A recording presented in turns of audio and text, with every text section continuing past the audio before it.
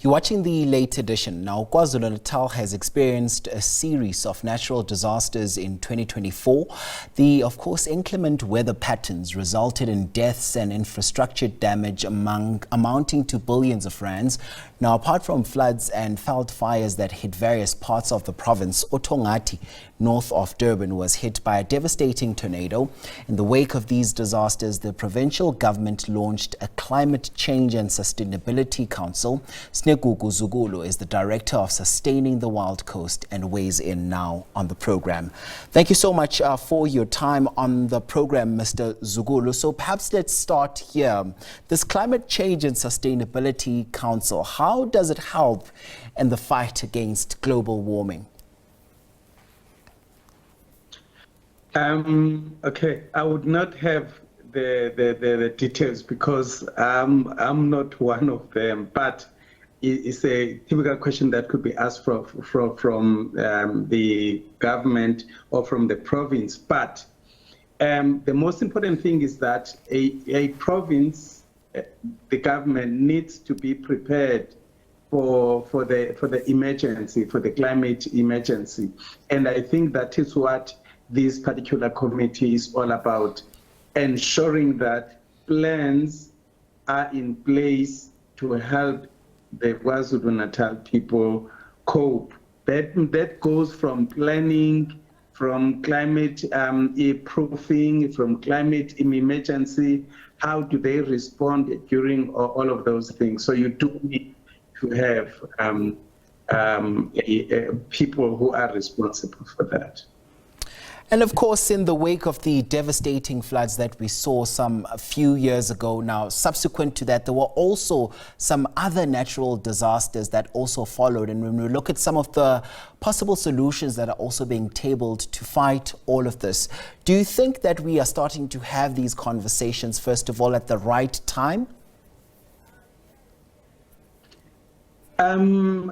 Okay, you must remember that back in 2011, South Africa hosted in Durban the COP17, which was in 2011, which was and that was the climate change conference, which we still, these COPs, the conference of parties, which are driven by UNFCCC, United Nations Framework on climate change conferences. So these conferences are about getting people, countries, cities ready for climate change. So we started back then, but the tendency was that these matters, they are not being taken seriously or as serious as we would like governments and countries to do.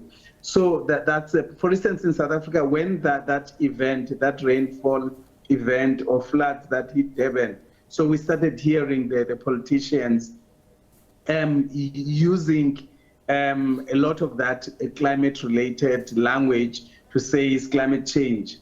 But you then begin to wonder whether the language of climate change is being used in order to divert the attention from the service delivery failure because the city was not ready, and the city is not ready today.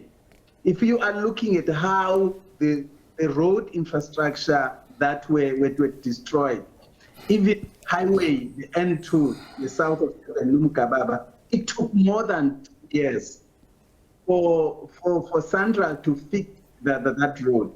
If a road broke down, a small piece, takes as long as 2 years. What if we experience more frequent events, these severe events with more infrastructure damage? So our turnaround time has a lot to say, the budgets and all of those things. So hence we talk of climate crisis. Yeah.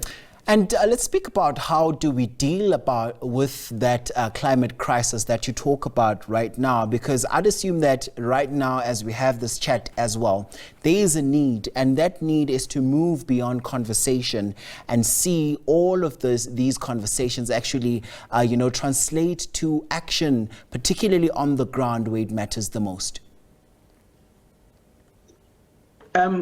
You see, the most important thing, I think the right terminology that we could refer to is what we call climate proofing. Are we climate proof? Are we adapting? Are we mitigating? For instance, amongst the other, there's a whole lot of things we could say. If we are talking about the infrastructure, we're talking about even the things that are ignored, like the drainage, the stormwater drains. Are those stormwater drains, if you're looking at the inserts here, you can see a lot of rubbish which is piling up in streets, in cities. That rubbish, when it rains, it is washed down and then it blocks those stormwater drains. As a result, then the flood water then will therefore come to the surface. And then that's when the buildings will get flooded. Are we ready? Do we have the right stormwater drains? We can talk about the people. If you're looking at the inserts here showing the informal settlements, Sinegugu, that have been built on the edge, on floodplain, a very steep slope. That means we are not ready because we have the people who are most vulnerable, whose houses are built in areas where they are not supposed to be. And these people, they are there because they've got nowhere else to go. So if the little things as drainage, in terms of what are we doing about the informal settlement? Are we building the human settlement? Is it building houses for those people? So climate proofing is about making sure that cities, making sure about our rural areas, when those people, they are cut off in rural areas and the bridges, they are washed away, do they have a clinic in that particular area? Do we only one scapegoat out of that township? And what happens if that bridge is washed away? And our even our water infrastructure, and are we fixing it? And are our roads built to withstand? Do we still have low-level crossing bridges, or are we building higher-level crossing bridges in order to withstand? So there's a whole lot. So it's not building a committee to deal with it, but what and what implementation, what climate proof. All right. And how are we getting people ready?